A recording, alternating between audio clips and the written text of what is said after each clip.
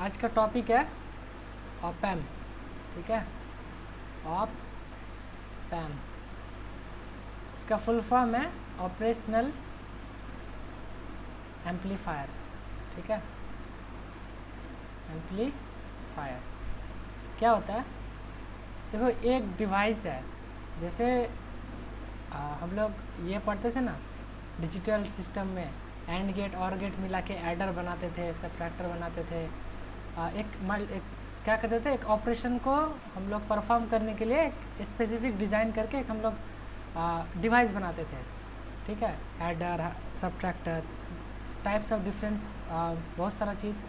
तो वैसे ही op amp जो है तुम्हारा एक ऑपरेशनल एम्पलीफायर है, ठीक है। इसका गेन जो होता है बहुत हाई होता है, और दूसरा इसको हम लोग डिफरेंट मैथमेटिकल ऑपरेशन परफॉर्म कर सकते हैं, जैसे एडिशन, सब्ट्रैक्शन, मल्टीप्लिकेशन, डिवीज़न, है ना। तो इसमें मल्टीपल, इसके अंदर जो है ना, इसका इंटरनल आर्किटेक्चर देखोगे ऑप एम्प का, तो उसमें मल्टीपल तुम्हारा ट्रांजिस्टर से बना रहता है, ठीक है। जैसे हम लोग मल्टी स्टेज एम्पलीफायर पढ़े हैं, उसी टाइप का यहाँ भी जो ऑप एम्प है उसी टाइप से ये भी बना हुआ रहता है, मल्टीपल तुम्हारा बीजेटी से, ठीक है। तो थोड़ा सा लिख देते हैं, ऑप एम्प क्या है? Op amp is a high gain DC, is a high gain DC amplifier which perform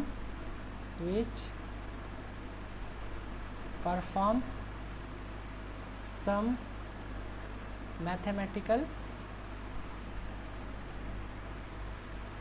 operation like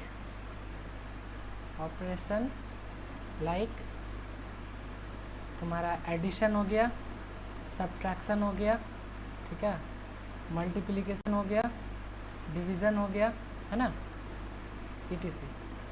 तो ऑपरेशनल एम्पलीफायर हम लोग क्यों यूज़ करते हैं, ये तो उसका है ही एक स्पेसिफिक पार्ट। दूसरा है कि इसमें ना तुम दोनों एम्पलीफाई कर सकते हो, AC को भी, DC को भी।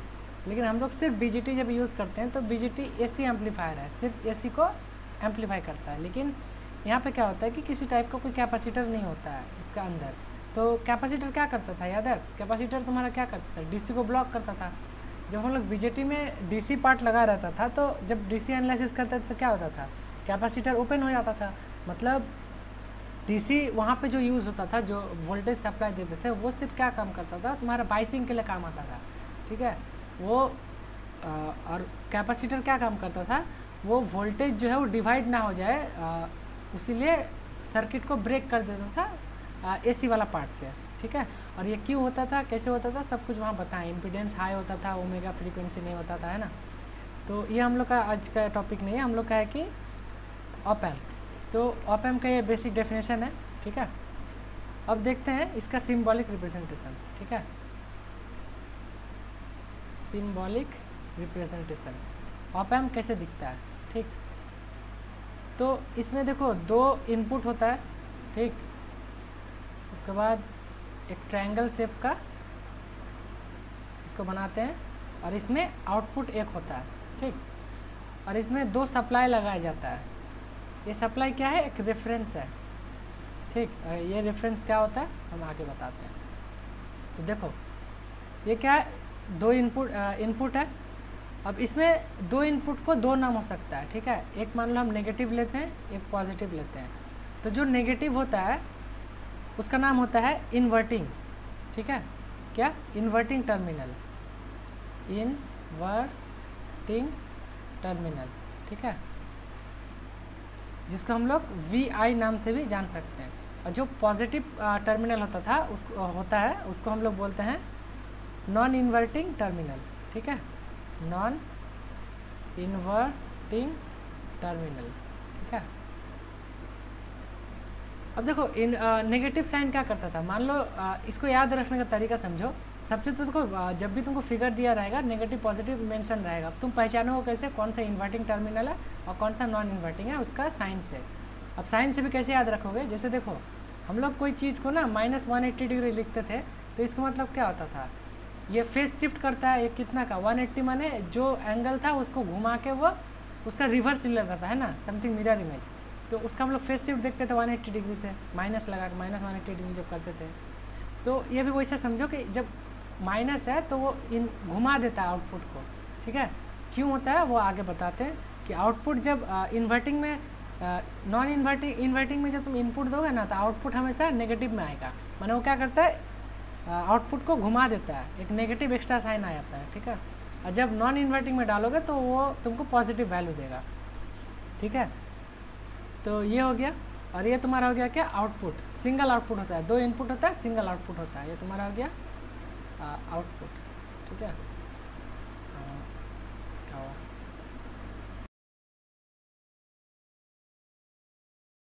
यहाँ पे दो जो टर्मिनल है ये होगा मेरा सप्लाई वोल्टेज, ठीक है। जो हम लोग डीसी वोल्टेज डालते थे ना वो मेरा सप्लाई है, प्लस VCC और दूसरा तुम्हारा माइनस VCC। तो ये हो गया तुम्हारा ओवरऑल ऑप एम्प का स्ट्रक्चर, ठीक है। अब देखो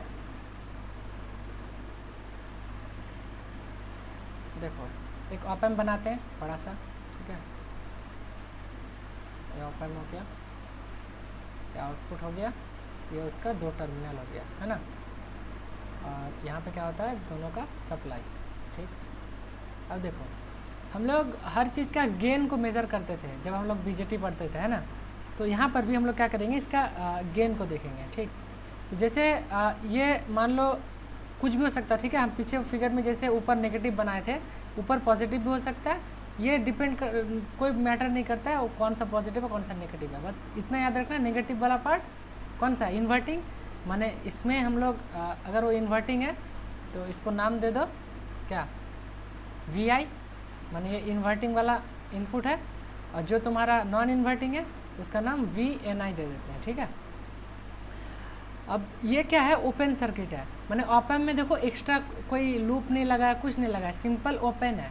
तो जब ये ओपन होता है तो इसका जो गेन होता है उसको हम लोग लिखते हैं, गेन को हम लोग जनरली क्या लिखते हैं, Vout/Vin, है ना, Vout/Vin। तो यहाँ से हम लोग अगर Vout निकालना होता था तो Vout क्या होता है, क्रॉस मल्टीप्लाई कर दो तो गेन इंटू Vin, है ना। अब क्या ऑप एम्प का कुछ गेन होगा, जब तुम ये डिज़ाइन किया तो इसका कुछ ना कुछ गेन होगा, ठीक है। मान लो ये मेरा माइनस VCC है, ये मेरा प्लस VCC है, ठीक है। कुछ गेन होगा और मेरा कुछ इनपुट होगा, करस्पॉन्डिंग हमको आउटपुट मिलेगा, ठीक है। तो अब क्या होता है, एक जनरली इसका बहुत हाई गेन होता है तो इसका गेन मान के चलो 10⁻6 टाइम्स इसका गेन होता है, ठीक है। मान लो अगर तुम 1 मिली वोल्ट दे रहे हो या माइक्रो वोल्ट दे रहे हो तो तुमको 1 वोल्ट उसका आउटपुट देगा, ठीक है। तो उसको कैसे लिखते हैं, तो Vout को हम लोग लिखते हैं गेन जो तुम्हारा हमेशा दिया रहेगा इंटू Vin, है ना। अब Vin क्या होगा, Vin होता है तुम्हारा Vout = A0। Vin को तुम लिख सकते हो क्या, non inverting voltage minus inverting voltage, ठीक है। ये याद रखना, ये क्या तुम्हारा Vout का फार्मूला। जब भी तुमको ये ओपन दिखे, माने ये देखो यहाँ पे कोई फीडबैक नहीं लगा है, ये सिंपल ओपन सर्किट पड़ा हुआ है, उस केस में क्या है कि तुम्हारा Vout क्या होता है, A0 इसका गेन होगा, जो गेन हमेशा तुमको दिया रहेगा, ठीक है। एक प्रैक्टिकल ऑप एम्प अगर कुछ नहीं गेन दिया हुआ है तो आइडियल केस में हम लोग गेन को क्या ले लेंगे, गेन = इन्फिनिटी, ठीक है। आइडियल केस में हम लोग गेन क्या लेंगे, इन्फिनिटी, है ना। तो उसको हम लोग आगे डिस्कस करेंगे कि आइडियल केस में जब हम लोग फीडबैक लगाएंगे तब आइडियल केस पढ़ेंगे। अभी हम लोग जब फीडबैक नहीं लगाए तो हम लोग प्रैक्टिकल ले रहे हैं, तो ये हो गया उसका गेन, ठीक है। तो ये क्या होगा, इसका आउटपुट, ठीक। अब इसका चलो एक इक्विवेलेंट सर्किट बना के दिखाते हैं, इसका अंदर कैसे कंस्ट्रक्शन होता है, ठीक है। जैसे यही सर्किट में हम दिखाते हैं कैसे होता है। देखो ये मिटाते हैं पॉजिटिव नेगेटिव पार्ट। इसका इंटरनल डायग्राम कैसा होता है, जब ये बनता है ना तो मान लो ये पॉजिटिव पार्ट था, ये नेगेटिव पार्ट था, तो यहाँ पे एक रेजिस्टेंस होता है, इंटरनल रेजिस्टेंस, ठीक है। ये आइडियल केस में हम लोग इन्फिनाइट पढ़ेंगे, लेकिन नॉर्मली ये जो इंटरनल रेजिस्टेंस आ रहा है ये बहुत हाई होता है। अब बहुत हाई का मतलब ओपन सर्किट, है ना। जब इम्पीडेंस बहुत ज़्यादा हो जाता है, रेजिस्टेंस बहुत ज़्यादा हो जाता है, तो उस केस का मतलब क्या होता है, वहाँ से ब्रेक है सर्किट, है ना। हम लोग ये सब डिस्कस कर चुके हैं। दूसरा क्या है, यहाँ पे एक आउटपुट रेजिस्टेंस होता है और यहाँ पे एक डिपेंडेंट सोर्स होता है। और ये डिपेंडेंट सोर्स में क्या रहता है, क्या डिपेंडेंट रहता है, ये होता है AOVD, माने वी डी हम किसके लिख रहे हैं, ये वाला जो वी इन है ना, यही मेरा वी डी है, ठीक। ये वी इन जो लिख रहे हैं हम, ये डिफरेंस है, वी डी माने ये दोनों टर्मिनल का डिफरेंस, ठीक है, और ये यहाँ से ग्राउंड रहता है, ठीक। तो अब क्या करते हैं हम लोग, जब आइडियल केस पढ़ते हैं तो आइडियली क्या होता है, ये बहुत हाई होता है, तो हाई को हम लोग आइडियली क्या मान लेते हैं, इन्फिनिटी। जब इन्फिनिटी मान लोगे तो अगर ये इनपुट इम्पोर्टेंस को तुम यहाँ पे इन्फिनाइट कर दोगे, इन्फिनाइट मतलब ओपन सर्किट, तो ये सर्किट क्या हो जाता है, ओपन हो जाता है, ठीक। और ओपन मतलब वहाँ पे करंट कितना होता है, 0 एम्पेयर। जहाँ ओपन सर्किट वहाँ पे करंट 0 एम्पेयर। इसका मतलब एक चीज़ एकदम नोट कर लो, इनपुट करंट ऑलवेज 0 होता है। ऑप एम्प में हमेशा इनपुट करंट 0, ठीक है। ऑप एम्प में जो इनपुट करंट होगा, इनपुट करंट इज ऑलवेज 0, है ना, ऑलवेज 0, राइट। तो ये चीज़ हम यहाँ से कंक्लूड किया, ठीक है। और आर नॉट, ये जो तुम्हारा आउटपुट में रेजिस्टेंस है, आर नॉट क्या होता है, वेरी लो होता है। वेरी लो रेजिस्टेंस माने ऑलमोस्ट अगर 0 है तो हम लोग वहाँ पे क्या करते थे, शॉर्ट सर्किट। शॉर्ट सर्किट माने 0 रेजिस्टेंस, तो ये हमारा क्या हो जाता है, शॉर्ट। ये जब शॉर्ट हो जाएगा तो आउटपुट क्या हो जाएगा, सिंपली तुम्हारा ये वाला, ये वो वी डी है ना। यहाँ पे देखो नीचे ग्राउंड है, यहाँ पे जब ग्राउंड है तो यहाँ पे केवीएल लगाओगे यहाँ से, तो क्या हो जाएगा, ग्राउंड टू ग्राउंड केवीएल लगाओगे। यहाँ पे इसको यहाँ से अगर ग्राउंड करते हैं, जैसे केवीएल लगाओगे तो वहीं से देखो ये इक्वेशन बन जाएगा, V out equal to A naught V N minus V I. और V N minus V I क्या है, यही मेरा वी डी है। ये जो मेरा वी इन जो है वही मेरा वी डी है। और वी डी को हम क्या लिख सकते हैं, V D equal to non inverted का इनपुट माइनस इन्वर्टिंग का इनपुट। गॉट इट, यहाँ तक ठीक है, ओके।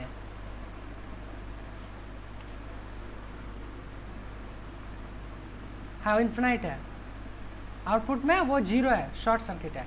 क्योंकि देखो इसको अगर हम लोग प्रैक्टिकली मान के चले ना, तो हम लोग बाई मैनुअल कैलकुलेशन कर ही नहीं पाएंगे, हम लोग को लैब जाना पड़ेगा, क्योंकि इतना ज़्यादा वैल्यू का फ्लैक्चुएशन, मतलब इतना लेंदी इक्वेशन बनेगा। तो इक्वेशन आसान बने इसलिए हम लोग हर चीज़ को क्या पढ़ते हैं, आइडियली पढ़ते हैं। आइडियली ना पढ़ते हैं तो वायर का रेजिस्टेंस कभी लेते हो, वायर में रेजिस्टेंस होता है, लेकिन हम लोग वायर का रेजिस्टेंस क्यों नहीं लेते हैं, क्योंकि वहाँ का रेजिस्टेंस ले लेंगे फिर तो हो ही गया, हर वायर का अलग अलग रेजिस्टेंस। तो प्रैक्टिकली वो पॉसिबल नहीं है कैलकुलेट करना, इसलिए हम लोग जब भी पढ़ते हैं हम लोग कौन सा केस पढ़ते हैं, आइडियल केस, ठीक है। चलो तुम्हारा transfer characteristic of op amp देखते हैं, ठीक है। क्या, transfer characteristics of op amp, ठीक। अब देखो transfer characteristic of op amp में हम लोग देखेंगे, इसका हम लोग हर चीज़ का ट्रांसफ़र कैरेक्टरिस्टिक देखते हैं ना। जैसे डायोड का क्या देखते थे, ऐसे डायोड होता था, उसका क्या होता था, फॉरवर्ड करंट ऐसे अचानक से बढ़ता था। रिवर्स करंट में क्या होता था, ये तो रिवर्स में होता था। फॉरवर्ड करंट क्या होता था, ऐसे करंट बढ़ता था, रिवर्स में जाते जाते कट ऑफ पे आके ब्रेक डाउन होता था, इस टाइप का देखते ना, ये तो ट्रांसफ़र कैरेक्टरिस्टिक होता था। ट्रांसफ़र कैरेक्टरिस्टिक माने उसका वोल्टेज, इनपुट और आउटपुट वोल्टेज का क्या कैरेक्टरिस्टिक, कि कैसे इनपुट के साथ आउटपुट वैरी करता है, ठीक है। तो चलो इसको एक ग्राफ देख लेते हैं हम लोग, इनपुट और आउटपुट का, है ना। अब देखो यहाँ पे क्या होता है कि तुम्हारा वाई एक्सिस में हम आउटपुट को देखते हैं और एक्स एक्सिस में मेरा इनपुट, ठीक ना। और इनपुट ही मेरा क्या है, वी डी है, ठीक है। अब देखो कैसे कैसे वैरी करने से। तो एम्पलीफायर हम लोग जब भी पढ़ते हैं, हम लोग किस केस में पढ़ते हैं, उसका एक्टिव रीजन पे। जब भी तुम बीजेटी के एप्लीकेशन पढ़े होगे कि बीजेटी जब एक्टिव रीजन में होता था, माने इनपुट फॉरवर्ड वाइज और आउटपुट रिवर्स वाइज, तो वो एक्टिव रीजन में रहता था। और एक्टिव रीजन का एप्लीकेशन क्या था, एम्पलीफायर। वैसे ही ऑप एम्प हम लोग जब भी इसको एज ए एम्पलीफायर पढ़ेंगे, तो जब भी एम्पलीफायर पढ़ेंगे तो हम लोग कौन सा रीजन में इसका पढ़ेंगे, उसका तुम्हारा लीनियर रीजन में, ठीक है। लीनियर रीजन ही एक्टिव रीजन होता है। तो यहाँ पे क्या होता है कि इसका लीनियर रीजन जो है ना बहुत छोटा होता है। बहुत छोटा माने इसका लीनियर रीजन बहुत छोटा होता है, इस टाइप से देखो, माने उसके बाद वो क्या हो जाता है, सैचुरेट हो जाता है इस टाइप से। और सैचुरेट कहाँ होता है, इसका आउटपुट वोल्टेज पे, इसका सप्लाई वोल्टेज जो हम लोग सप्लाई दिए थे ना, माइनस VCC सप्लाई हम लोग ड्रॉ किए थे, माइनस VCC और एक तुम्हारा प्लस VCC। ये माइनस VCC प्लस VCC में सैचुरेट हो जाता है, ठीक है। और जब तुम इसका ये निकालोगे स्लोप, ये स्लोप ही तुमको क्या देगा, गेन। और गेन मेरा क्या होता था, हाई। तो ये स्लोप देख रहे हो कितना ये है, स्ट्रेट है, इसका मतलब बहुत हाई है। ऐसे क्या होता था, मान लो ऐसे ग्राफ है, ऐसे जब स्लोप मान लो इस टाइप का रहता था, ऐसे स्लोली इंक्रीज करता है, ये उससे ज़्यादा इंक्रीज, ये एकदम हाईली इंक्रीज। जितना वाई एक्सिस में चेंज जितना ज़्यादा होगा उतना स्लोप हाई होता है ना। तो ये हो गया तुम्हारा क्या, इसका ट्रांसफ़र कैरेक्टरिस्टिक, ठीक ना। तो हम लोग इसमें बस इतना ही देखेंगे। अब आगे आते हैं कुछ क्वेश्चंस में, ठीक है। एक दो क्वेश्चंस कराते हैं, फिर तुम लोग को थोड़ा कंफर्टेबल होगा ऑप एम्प में, ठीक। एक ऑप एम्प हम पहले बना लेते हैं अच्छा सा, फिर उसी को हम बार बार कॉपी करते जाएंगे। चलो ऑप एम्प बना लेते हैं कलर से।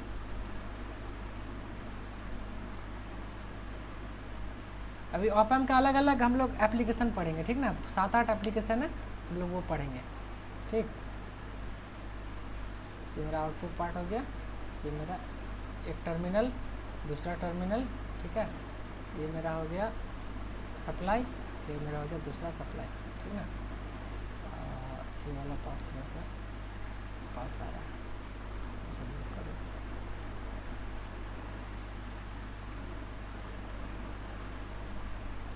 ठीक है। अब देखो, अब इसका हम नेम दे रहे हैं, ठीक है। जैसे मान लो कि ये वाला मेरा क्या मान लेते हैं, इसको हम नेगेटिव मान लेते हैं, ये मेरा पॉजिटिव मान लेते हैं ना। और सप्लाई हम कितना देते हैं यहाँ पे, +10 वोल्ट, इधर देते हैं -10 वोल्ट, है ना। इनपुट में मान लो हम यहाँ पे 1 माइक्रो वोल्ट इनपुट डालते हैं, ठीक है। अब ये इनपुट किस में जा रहा है, इन्वर्टिंग की नॉन इन्वर्टिंग, इन्वर्टिंग में, VI में, है ना। और आउटपुट को हम क्या करते हैं, ग्राउंड, आउटपुट को हम क्या किए, ग्राउंड कर दिए, नहीं आउटपुट बोल रहे हैं, नॉन इन्वर्टिंग टर्मिनल को हम ग्राउंड कर दिए, ठीक है। अब ये मेरा आउटपुट, तो बताओ ये ओपन है, तो इसके लिए वी आउट क्या हो जाएगा, वी आउट इक्वल टू, अब इसका कुछ गेन लिख लो, गेन में मान लो 10⁻6 है, ये गेन क्या हो गया, A0, यही को हम लोग क्या बोलते हैं, A0। तो आउटपुट का फार्मूला क्या बोले, A0 इंटू क्या, VD, और VD को क्या लिख सकते हो, A0, VD का मतलब VNI माइनस क्या, VI, है कि नहीं। अब बताओ A0 तुम्हारा कितना है, 10⁻6, और VNI माने नॉन इन्वर्टिंग टर्मिनल पे कितना अप्लाई है, ये नॉन इन्वर्टिंग टर्मिनल है ना। अब देखो इसमें जीरो ग्राउंड से कनेक्ट है, ग्राउंड माने 0, तो ये हो गया मेरा 0, माइनस इन्वर्टिंग में कितना इनपुट है, 1 माइक्रो वोल्ट, माइक्रो वोल्ट माने 1 × 10⁻⁻6, है ना। जब इसको तुम बाहर कैलकुलेट करोगे तो ये हो जाएगा -1, है ना। तो वी आउट मेरा क्या आ जाएगा, -1 वोल्ट। क्यों हुआ, देखो यहाँ +6 है, -6 इंटू होके कट जाएगा वो, देखो मल्टीप्लिकेशन में ना पूरा, तो -1 वोल्ट आ जाएगा। तो यहाँ से एक कंक्लूजन निकला कि कॉपी कर लेते हैं पहले, हाँ, यहाँ से कंक्लूजन क्या निकला कि जब तुम इनपुट किस में लगा रहे थे, इनपुट यहाँ पे हम कहाँ लगाएं, इन्वर्टिंग में, है ना। जब तुम इन्वर्टिंग में लगाए तो आउटपुट हमको क्या मिला, नेगेटिव मिला। तो बोले थे ना कि इन्वर्टिंग में जब इनपुट डालोगे तो आउटपुट क्या देगा, माइनस के साथ आउटपुट देगा, है ना। देखो माइनस के साथ दिया, बोले। अब मान लो इसका हम लोग दूसरा केस लेते हैं, तो पहला केस हो गया, अगर दूसरा केस लेते हैं, ठीक है। तो दूसरा केस देखो कि इसको मिटा देते हैं। अब देखो मान लो हम क्या किए, यहाँ पे इनपुट को चेंज कर दिए, इनपुट को चेंज कर दिए, मैंने देखो इनपुट को चेंज कर रहे हैं। अब क्या कर रहे हैं हम कि यहाँ पे हम इनपुट डाल रहे हैं इन्वर्टिंग में कितना, यहाँ पे फिर हम 1 माइक्रो वोल्ट डाल दिए, ठीक है। और इसको हम क्या कर दिए, ग्राउंड कर दिए, ठीक है। तो ये मेरा क्या है, VI इन्वर्टिंग, और ये मेरा VNI, है ना। अब आउटपुट बोलो, V0 इक्वल टू क्या हो जाएगा, AO into VD, A0 into VD। तो A0 तो मेरा 10⁻6 है, और VD को हम क्या लिख सकते हैं, VNI माइनस VI, पॉजिटिव वाला माइनस नेगेटिव वाला। तो A0 मेरा क्या है, 10⁻6 है, पॉजिटिव इनपुट हम किस में डाल रहे हैं, VNI में कितना, 1 माइक्रो वोल्ट, तो 1 × 10⁻⁻ कितना, -6, माइनस नॉन इन्वर्टिंग में क्या है, ग्राउंडेड है, तो वो पार्ट क्या होगा, उसका मतलब 0, है ना। तो अगर ये 0 हो जाएगा, ये वोल्ट में होगा, तो ओवरऑल क्या हो जाएगा, दोनों का आउटपुट लो तो क्या बचेगा, 1 वोल्ट। अब देखो V0 यहाँ पे क्या पॉजिटिव आया, पॉजिटिव क्यों आया, क्योंकि हम इनपुट किस में लगाए थे, इनपुट जो हम लगाए थे वो लगाए थे हम नॉन इन्वर्टिंग में, नॉन इन्वर्टिंग टर्मिनल में इनपुट लगाने की वजह से मेरा आउटपुट क्या आया, चेंज इन्वर्ट नहीं हुआ, वो हमको पॉजिटिव मिला। ठीक है, यहाँ तक क्लियर है सबको? ठीक है, अब देखो, अब एक केस लेते हैं, ये ऊपर होगा।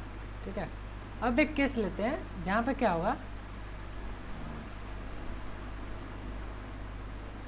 हाँ, मान लो हम क्या बोले, आइडियली हम क्या मानते हैं, ऑप एम्प का गेन को इन्फिनाइट मानते हैं। ठीक है, चलो तो मान लो कि हम इन्फिनाइट, इसको हम गेन को इन्फिनाइट ले लेते हैं। ठीक है, क्या ले लिया, इन्फिनाइट। तो अब गेन अगर इन्फिनाइट हुआ तो यहाँ पे क्या हो जाएगा, इन्फिनाइट गेन होने की वजह से, इसको मिटाते हैं, इन्फिनाइट गेन होने की वजह से ये क्या होता है, यहाँ पे इन्फिनाइट हो जाएगा, यहाँ पे इन्फिनाइट हो जाएगा, यहाँ पे इन्फिनाइट हो जाएगा, तो ओवरऑल आंसर इन्फिनाइट आ जाना चाहिए, है ना, आउटपुट। ये पॉसिबल है? नहीं पॉसिबल है। तो क्या है कि ये जो सप्लाई है ना, यही कंट्रोल करता है इसको। अब जब तुम्हारा इन्फिनाइट गेन में इन्फिनाइट वैल्यू आएगा तो उस टाइम क्या होगा कि ये इन्फिनाइट को नहीं जाने देगा, ये किसको जाने देगा, ये सैचुरेट हो जाएगा।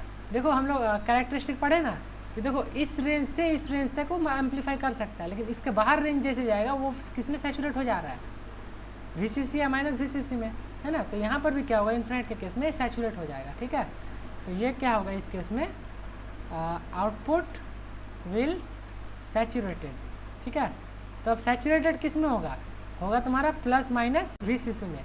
तो अब बोलो कि वीसीसी होगा या फिर